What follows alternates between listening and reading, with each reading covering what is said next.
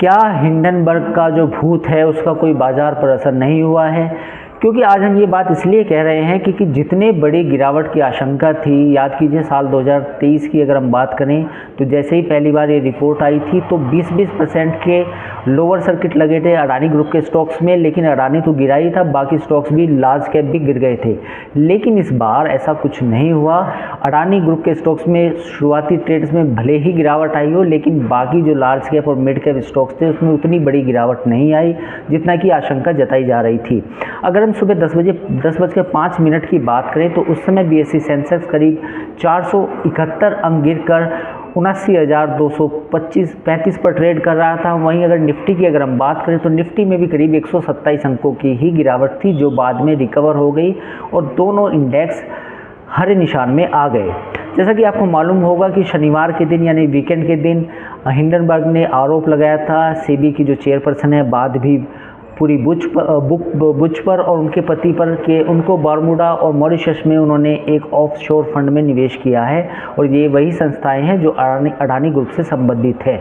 लेकिन इन आरोपों के बाद ये माना जा रहा था कि भारतीय शेयर बाजार में बड़ी गिरावट आ सकती है। खासतौर पर जो अडानी ग्रुप के स्टॉक्स हैं उनमें 20% का लोअर सर्किट लग सकता है। हालांकि शुरुआती ट्रेड में और अभी भी कुछ स्टॉक्स में गिरावट है, लेकिन इसका मतलब ये नहीं है कि जो बाकी लार्ज कैप कंपनीज़ हैं उनमें गिरावट देखने को मिल रही हैं।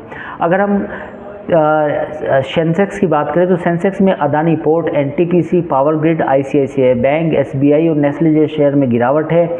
वहीं JSW, Tata Motors, HDFC Bank, Sun Pharma और एक्सिस बैंक जैसे जो स्टॉक्स हैं वो हरे निशान में हैं।